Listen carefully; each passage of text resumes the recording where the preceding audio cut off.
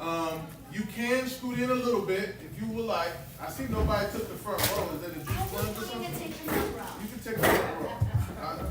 You know, I wish I was a kid in school that had an apple for the teacher and sat in the front row. I probably would be way more educated.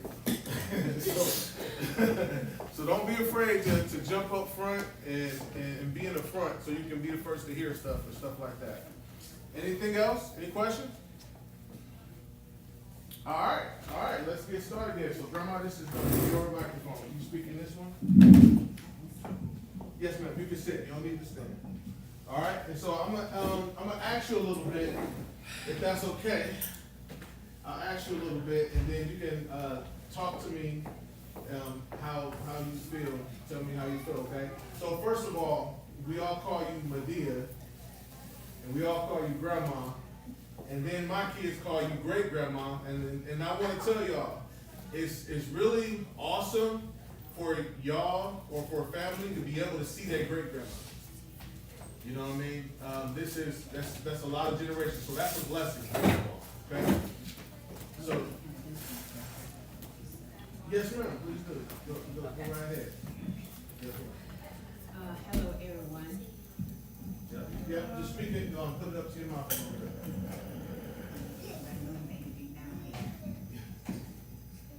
As I said before, hello everyone. My name, I am Mother Willie Mae Howard. My church is in Trinity. Used to be on Adley, Colonia and Adley, but now it's in Portland. So this what I'm going to talk about. To introduce what I'm going to say is my maiden name is Willie Mae Westbrook Howard. I am a Westbrook. I went to school at Munnis, Mississippi. My school was Munnis Vocation High School. And I was born and raised in Munnis, Mississippi. But I am from Greenwood, Mississippi.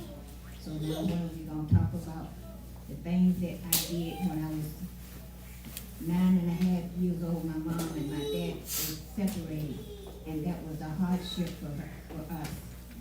For we didn't have no one to bring the wood. When I say wood, you would have to get a wagon and a mule to go out into the woods to cut wood, cut trees down, and bring them back to the house. So we didn't have no one to cut the wood for our food. We cooked 3 times a day or 2 times a day, and that was kind of hard for me. My mother and I. So from then on down through the years, I got married pretty early. So you can start your question. All right. So you said that y'all used to have to cut wood. So can you give me a picture on what the land and what things look like at the house that you grew up at? Well, mostly the houses weren't close apart like they is now. They would be half a mile. 1/3 of a mile, either 2 or 3 miles apart. And the land was like landscaping. You would have this time of year, about the last of this month and the first of next month, they be getting ready to cultivate the land to get ready to plant cotton. Cotton would be just like a big weed. But when the plant would come up, you would have to go and chop it, divide it from a part. But when you go into the woods to get the wood, you would have to go, like I said, in the woods, and the wood would be far from the house, and you would have to bring it and put it in the yard, and we lay it up on top of each other, and let it sometimes the wood would be wet. You have to wait till the sun dry the wood out, so you cut it and put it on the fireplace, and even in your stove to get ready to cook. You know, and it takes about 30 minutes for the stove to get warm enough for you to cook whatever you cooking, biscuits or peas or whatever it was. So when y'all cooked the stove, what did the stove look like?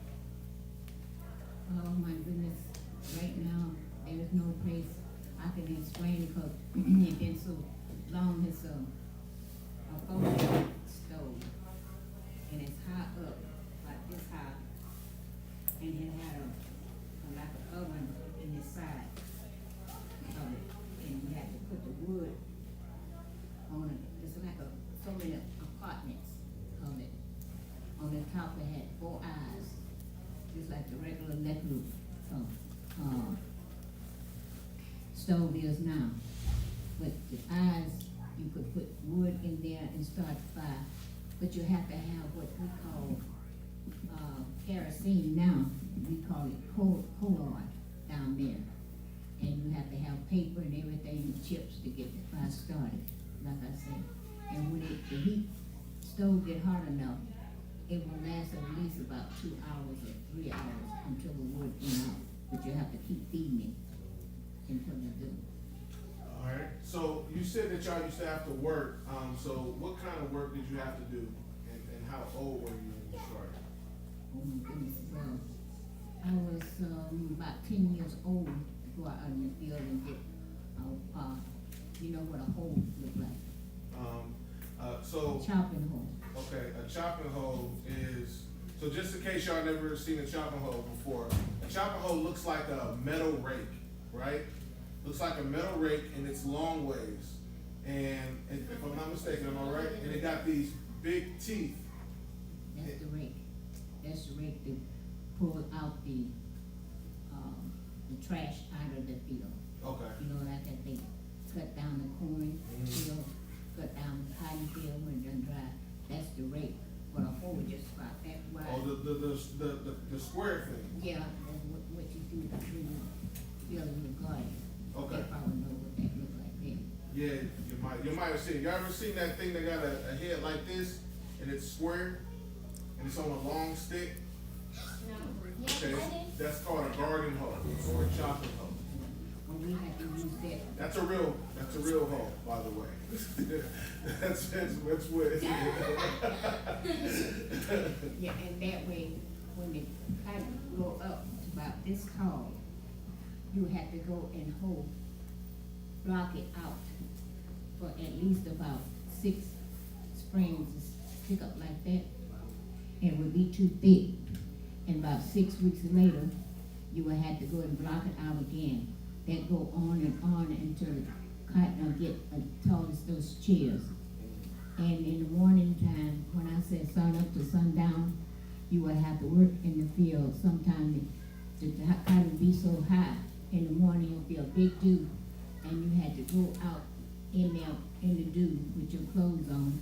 Well, quite natural, you have clothes on, but that dew would wet your clothes up, and you have to stay in that dew working until about 10:30, 11 o'clock before the dew dry off the cotton leaves and everything. And the road would go about from here, from this U-Haul to the end of this bridge over here. The roads are just that long. You have to chop and go down this road and turn around and come back until you finish that field. And sometimes you have about 5 or 6 acres to do that, and you have to do it day by day until it's all over. And later on, about last of May and 1st of June, you will have the cotton begin to blossom like flowers until it come into a bowl. And when it come into a bowl, it opens up about July, August, and you have to go down that field. Like I said, sun up, sun down. You had to go and pick that. It would stick burrs around, press around your fingers on their body. You go into that bowl and pull out the cotton. So, what kind of a break did you guys get during the day? Well, during the day, the break they would have a bell ringing at 12 o'clock, and you go and have your lunch. Ring again, and one go back to work, so it's an hour. But the thing of it, if it was 2 women in that house, one have to go and start lunch. We call it dinner at that time. And I would go and cook. You would have to go and start the fire, kill the chicken, and boil the water, so you can pluck it and cut them up and everything. You have to have all that ready no later than about 12:30. Well, we still would come to the house and wait till lunch, get ready from 12 to 1. And if you wouldn't be back in the field at least 1:15, he would come by. And when I say he, that's the boss man they call him. He would come by in his truck and say, why are we not back in the field? So we go back in the field. Only break we had was on the rainy day and half Saturday. We worked from Monday to Friday and half day on Saturday. Saturday you have to go and go to the house. That's what he called when he get ready to pay you off. Only you got only two weeks, $7.50 for the last of the next 2 weeks. And when you went to the store, get what you want to get. If you want to get you a steak, you'll end up with some hot dogs, Polish sausages and stuff. So you said you would make how much? This is they call it a furnace. You know, they furnish you $7.50 every 2 weeks. So that's per person? Yeah, that would be, no, like my husband, I was married, it was for us two. My mom, she got $7.50 when we was living together, so that made it pretty good. But just realize that only thing you could get was flour and sugar and lard. We call it shortening now. The lard was in a pack, just like you go and buy a pound of butter. It's about long it is. So how long do you think that gonna last? And my mom, she would, we would have to take up some stuff, and the next time we had to pay that credit back what we done took up last time, so it didn't last that much. Yeah. So if you have a garden, that's the only way you have to get it. Now, you said your husband, so how old were you? I'm going to tell you about how old were you when you first got married? 14. 14 years old. The reason why that 14, like I said, we didn't have no one to help us, no one to cut the wood. I couldn't cut it. My mom, she couldn't cut it. My grandfather, he would come down and cut some, but he had to cut wood for himself. So he had to cut, whoever cut wood had to cut enough wood for the day, for the fireplace, cut wood for the stove, for the cook.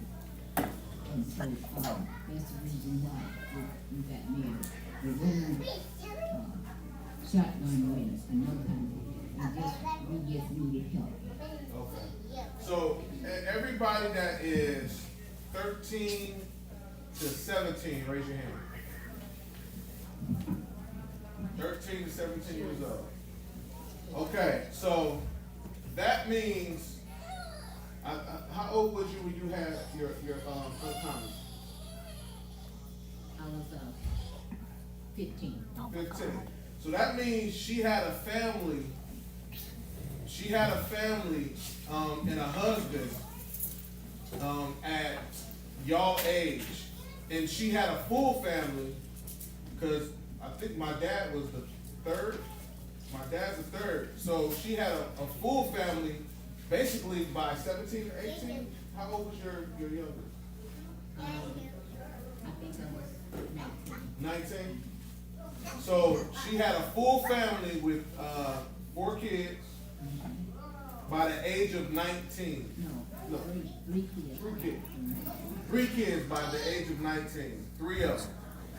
So y'all said y'all 13, 14, 15, 16, 17. What did you think about what your day is like every day? Her day, back in the South, it wasn't school. It wasn't that she had to take care of her children. She had to take care of her family at y'all age. All right? So that's just to put some perspective on it. All right? So you said him. You said him. You mentioned a boss man.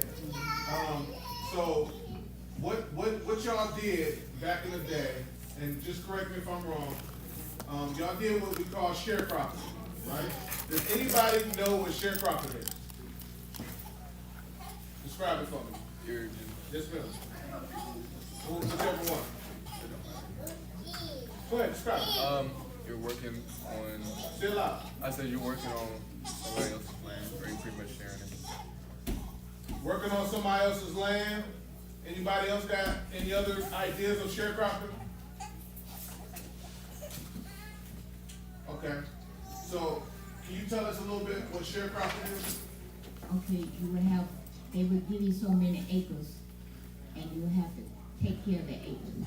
That was, when I said chopping cotton, until the time to pick the cotton, that's to keep the weeds and everything out of the field until it get full blown. And when you have to pick the cotton, you got to split it and have 100, 400, 1,200 to make a bale. You might not know what a bale is, but it's a lot of cotton packed together and take it to the gin. And he would take it and get the money out of it and get what they want to give you out of it. So they carry on to Christmas time. Now let me say this, when David Jr., my second child, was born, at the end of the year, they would give us a certain amount of money for that Christmas. And after David Jr. was born, we came out, and they call it in the hole. Back, no, we didn't get anything. So it was $80 that he paid the doctor for him to be delivered. So after they took the $80 from what they were gonna give us, he decided to give us credit for that. And we had $80 for that Christmas by all what we had to get, food and all that kind of stuff. And the sharecropping, it was kind of tough. Before I got married, I had to walk 3.5 miles to school in the cold winter. Only way I missed school was rainy, and the day I didn't want to go. If they had a big test that next day, I would pretend that I was sick and I would stay home. So anyway, everything wasn't too good for me, because when you go and buy food, you could ask them what you want, but they wouldn't give you what they want you to have. That's it. The sharecropping is real terrible until we left out of the plantation. So sharecropping basically would be, you take care of this land, you make some food on it, or some cotton on it, and when the harvest comes, I'm gonna get all of the product, I'm gonna sell the product, and I'm gonna give you, for working that yard, what I want you to have. And so I can always say that you never have enough money to pay me for renting my yard. You'll never have enough money to pay me for it. So you're always in debt. So that's sharecropping. You'll always be in debt. So they'll always say you owe money for leasing their land. They'll always say that you owe money for it, but they're never giving you enough money to pay it off. So every year you're stuck there because you owe me. So it's another form, it's a debt way of form of slavery. It's a debt way. So with that being said, tell me what it was like dealing with white people in the South. You said Money, Mississippi? Mm-hmm. What was it like dealing with white people in the South? You wouldn't dealing, they would deal with you. Give, like I said, give you what they want you to have. If you would want a Coca-Cola, you wouldn't get a Coca-Cola. You would get an RC or double Cola. It's the same color of a Coca-Cola, but it didn't taste like that. Because I was about 2 years old. I ordered a cone ice cream, and she didn't push it down in the cone too tight. Just about I lifted, excuse me, it fell on the floor. So I looked at it, she looked at it. She told me to pick it up, and I'm thinking she's gonna give me some more back. No, she didn't. I had to eat the cone by myself with nothing on it. So it was just, when I said, I'm not making it up. It was very hard. And my husband was around 20, he was 19 or 20. And the little boy they had was 12 years old. David had to say yes sir and no sir to that 12-year-old kid, because his dad asked him to take him to the woods and teach him how to hunt. But can you imagine you saying yes sir and no sir to a 12-year-old kid? And that was so I hope I'm answering most of No, your yes, questions. So did y'all get that? You understand that? So it was important, and you had to, with a white person back in the day, if I'm a grown man, I have several kids, I would still have to turn around and call somebody that's 12 years old or 11-year-old, yes sir and no sir, as if they're better than me. Am I right? Just because they're white. Not because they're a sir, but just because they're white. So what would happen if somebody wouldn't do that? If they wouldn't, Your nickname would be nigger. Go get that nigger. Bring them here. Do this, do that. One bucket of water would add to 5 or 6 people with one dipper. Can you imagine how unsanitary that was? But we had to do it. I mean, didn't nobody drag nobody inside to beat them, but the attitude they showed to us, we just went by until that time that they killed Emmitt Till. And that time, everybody went north, Chicago, and Columbus, all in Ohio, Michigan. They just started scatting, all in the room. In the nighttime, people from the north come down and got their people and brought them up here. They left everything in the house, and they knew anything, everybody was gone. And when David came up, my husband came up, it was in the early part of 57, yeah, 57. And he got a job here at the one hotel, washing dishes. And 3 months later, he came down and picked us up. And my Jesse senior was 6 months old at that time. And we come back up here. And the first job that I got was staying in a hotel for nobody probably here know what Dana Hotel is. Right now, back there, it's land funeral home. okay, so tell me about that real quick though. So how did you hear about what happened with Emmitt Till, and what made you afraid during that time? Well, the reason why I know about Emmitt Till, because the people he was living with, we all went to community worship, one church, like you go to St. John and like that. And their church was east side, Madison, Mississippi, Church of God in Christ. Ours was money west side, Church of God in Christ. We were fellowship together. His cousin, we all went to the same school. And so when that happened, that same day, that lady said that he whooped us to her. It went all over town. And that same night, that's when they come and got him. And you know how people get scared, everybody know about everything. So after he was missing about 2 or 3 days, and that's when they found him, and that's when people started moving, leaving. She scared to sit on the porch, in the daytime, at nighttime. You go to bed early, lock up the doors and everything. He wasn't free, nothing like that. So that's the reason why we are here. Right, I am here in Ohio. It took about a whole year for me to settle down in Ohio. But I like it much better than Mississippi, because it's not comfortable to be scared not to go nowhere. And you go and buy some shoes, and if they don't fit or whatever, you got to take them back. You got to either like them or don't like them.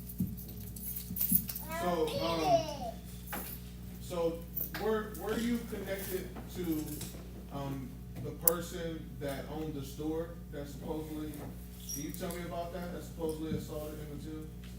Yeah, well, the thing of it, they was she was trying to make him jealous, but we used to buy watermelons from, he used to have a truck going around through the country selling his watermelons. We used to buy watermelons off of him.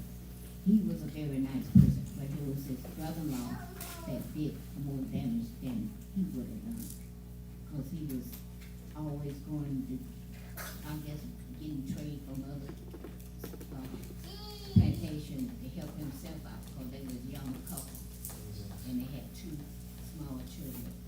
There was only 5 stores in money and a feed house. You never know what that feed house meant. I guess they just had to, whatever they feed the animals in this feed house. You used to buy melons from the person who was, that went and got Emmitt Till? Yeah, it was one of us that showed them where he lived, Okay. and that's what happened. You said one of who showed him where he lived? One of us, the guy's name, he went and showed them where he was. And they was church going people, real nice people. And, but, you know, this young man went, when Mr. Frank, that's what his name is, Frank went got this young man to show him where, Emmitt Till was living in, and they got him and brought him out the house. So his uncle said, if he did something wrong, take him in the yard and whoop him and let him go. I said, no, this is the one. And when they pulled out the driveway, they shot him in the head. But yet still had to suffer to the end of his time. So- And that's a true story. So sometimes people laugh and talk in your face. If they say, read it with a grain of salt and pray about it, pray for a person, but they didn't help him. So, do y'all understand the story of Emmitt Till? Okay, a lot of people do, some people don't. So what happened is that there was a young man who went down south to visit from up north. He went down south to visit with his family, and there was a white woman inside the store, and supposedly the white woman said that the young black boy whistled at her. He was only 15 years old. He was 15 years old. And so the husband and quite a group of other people went to where he was staying. And the person that she bought stuff from the store from was one of the people that showed where Emmitt Till lived and took the group over there. They went there, they got Emmitt Till, they took him, they tortured him, they shot him. If you even seen any pictures online, he doesn't look like a human being. He was gone and missing for 3 days. And then, the mother, it's a very common, not a common quote, a very well-known quote that the mother of Emmitt Till, she refused to have a closed casket because she said, I want everybody to see what these people did to my baby. And so that picture of him in that casket, even after he's gone, the swelling, he didn't look like a human being. He looked like a monster. And so because of that, that's when a lot of families, like my grandmother and my grandfather and her husband, they came up north to find a new living. Because it sent shockwaves.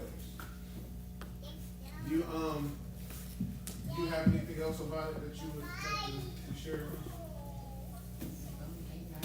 Just concerned about it, anybody know?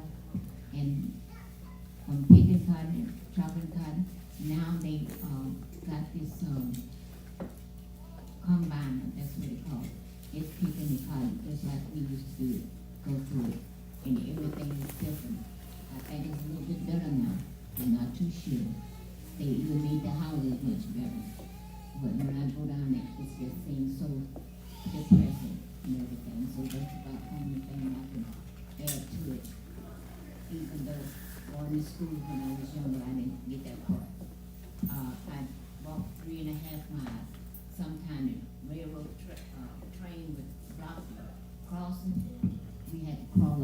get to the train and get to the school. Wow. Does anybody have any questions that they would like to ask? Yeah. Huh? I'll find out exactly how to spell it, and we'll make sure you know. Okay? Anybody else?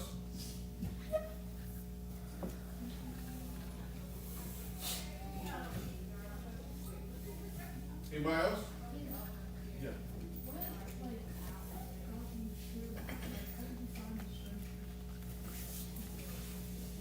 She said, how did she find the strength to keep going, and what got her through it?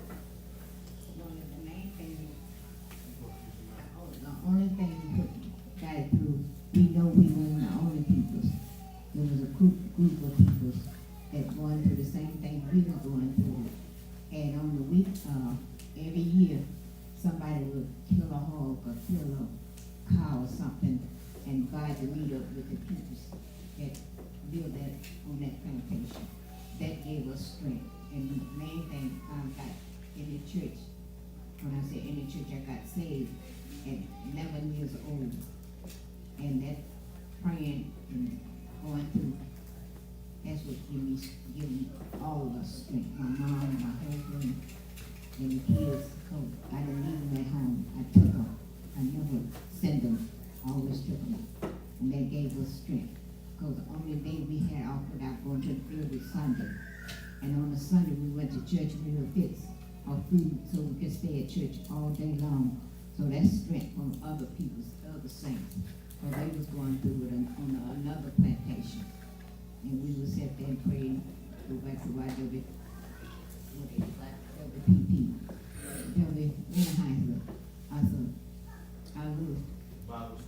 Bible study at 6 o'clock into church time. We would get out of church sometime around 10:30 at night and had to start all over again. That's the strength. So sometimes I meditate now thinking about how I went through all of this, and now I am blessed, and I be at home a lot of times. This helps me now because I'm blessed to do the thing. I would say my teenage life, I didn't have a teenage life. I was at teenage, but I had, like he said, had to take care of the children and everything. Now I'm by myself and I can have my teenage life. I can go when I want to, come back when I want to, and that's about it. So, anybody else? Did we ever find out that if Emmitt Till did was walking in? She, at her age, at the time she passed away, so I heard, she confessed he never did. That was a lie she told, just to make her husband jealous. So sometimes jealousy can make a person kill people. And so I was wondering how she felt her children growing up, that somebody gonna lie on them. But we didn't do that. Any other questions? 15.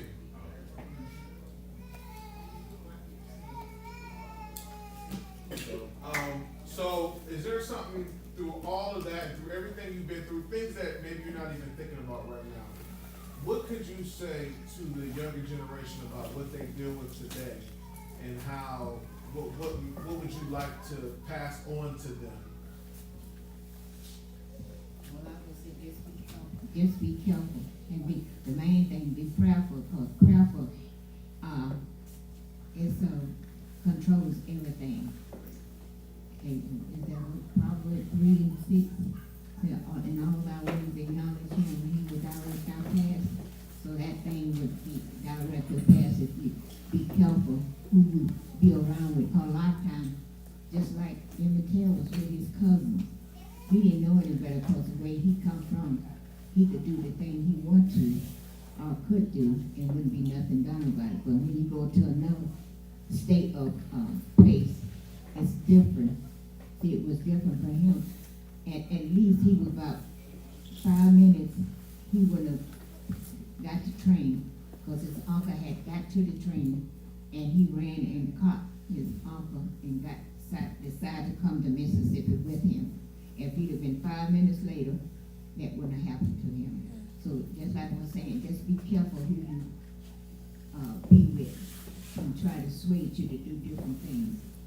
So his cousin tried to tell him not to say anything or not to do anything. But they say he didn't whistle at her. He might have said something under his, if they said under his breath, and she might have heard it and told that tale that he was lacking her, I would say. That's about it. Anything else? Anybody? Okay, so lastly, this is what we want to understand. Listen, black people, we don't talk about this stuff so that way we can hate white people. That's not the goal. This is what you got to understand. The root of their hate was hate. It's not always about race. Sometimes it's the spirit of hate that's the issue. Because if we all was the same color, because the spirit of hate has to hate, there would have been another reason that somebody would have created to have a problem. And you go to school with people like that, we know people like that, no matter what you do, sometimes somebody has a reason to hate who you are. It could be the color of your skin, or it could be the way your hair is. It could be a ton of different reasons, because hate hates. And so we come from a very struggled past. We come from some serious adversity. But we have a choice as a people whether or not we want to just continue to fuel hate, or do we want to stop it and love like Christ told us to love. So when I seen the incident with George Floyd, y'all seen that incident? George Floyd kneeling his neck, things of the like, Ahmaud Arbery.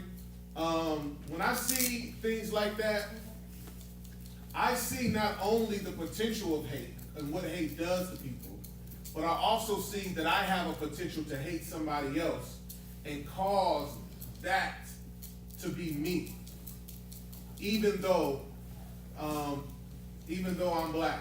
Even though I'm black, I have the potential to hate and be just as racist as white people were racist to us. If you talk to people that's been through the struggle, that's seen racism firsthand, that's experienced sharecropping, their answer isn't, let's go kill them all. Their answer isn't, let's hate them and dislike them. Their answer is love and forgive, because that's the only way to stop that cycle. That's what Christ was saying from the jump. Do you agree? Agree? That's what Christ was saying from the jump. Is there any questions or comments about that? Yes, ma'am. Yes, ma'am. Any questions about that?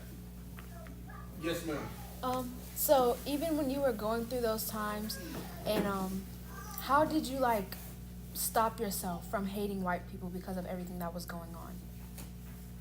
Well, I have worked with a lot of them, and I didn't have, I think it's the way that you feel yourself, because, we all have our duty to do, but I didn't hate them. I really didn't hate them. I hate what I had to do. I hate working, but I didn't hate them, because at that time, I didn't know any better. Just to do as you were told to do it. So right now, I have worked with people at the hotel, at the hospital, and I knew that some of them didn't like me. I just didn't be around them. If they hated me, I didn't hate them. And I have some of those people now calls me pretty every other day and talk to me. There were some white people right now. And when I had a 75th birthday party at St. John, some of them from work come to be with me because they showed I was different from being hating them. We would eat together. at lunchtime. Sometimes you have to show yourself friendly before you try to be eager to another person. And we have to draw people.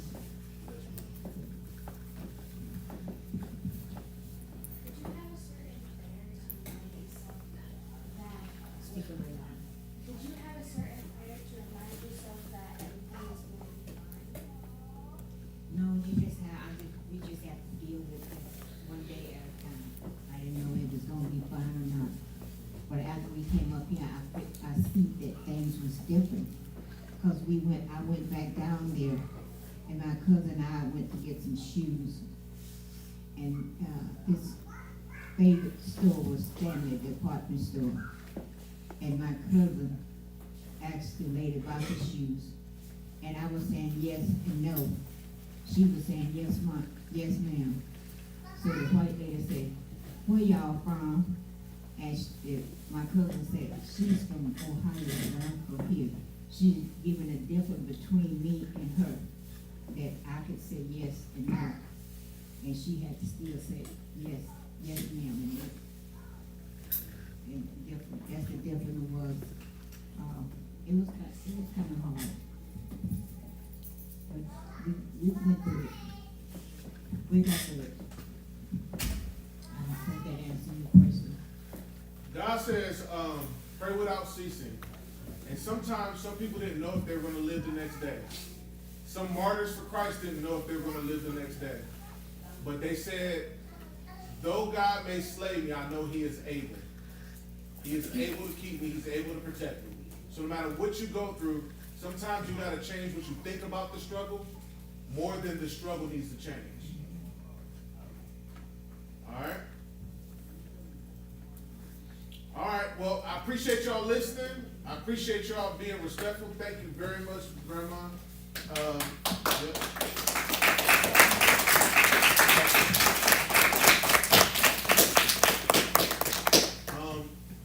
Listen, just a reminder, guys, we all have roots. We all have roots.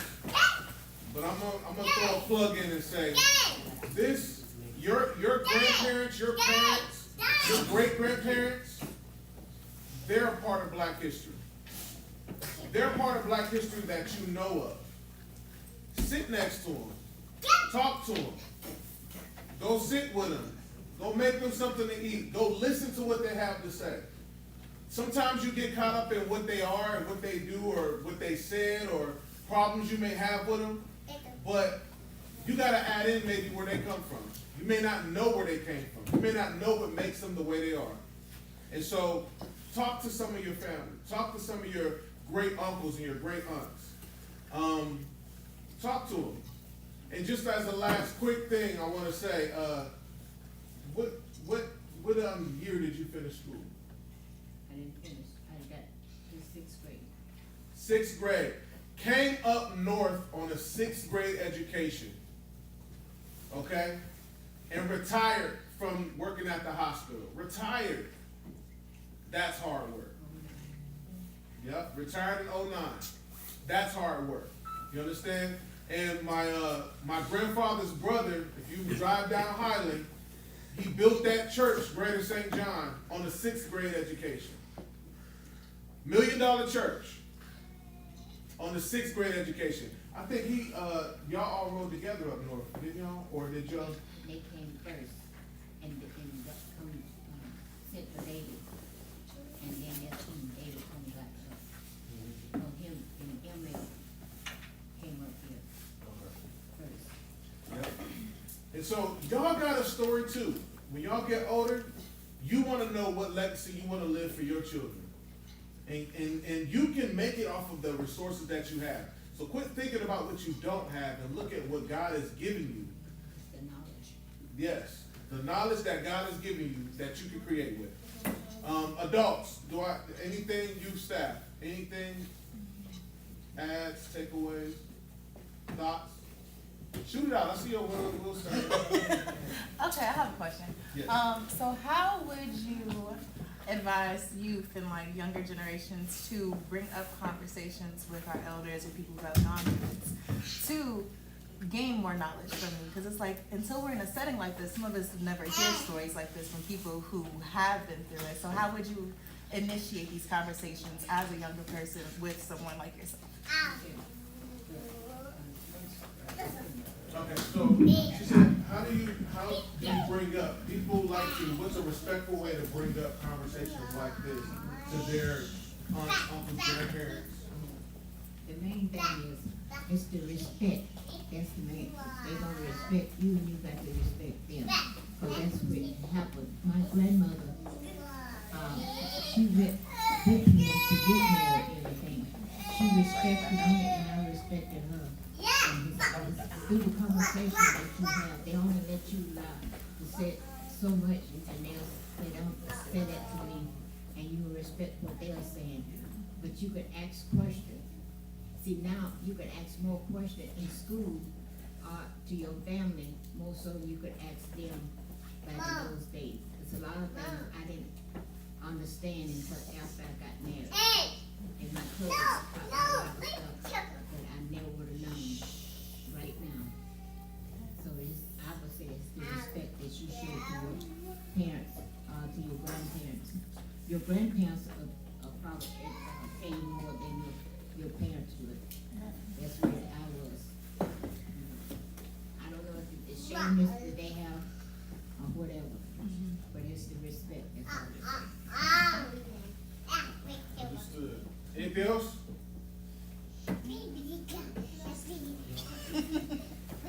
Anything else from the adults? All right.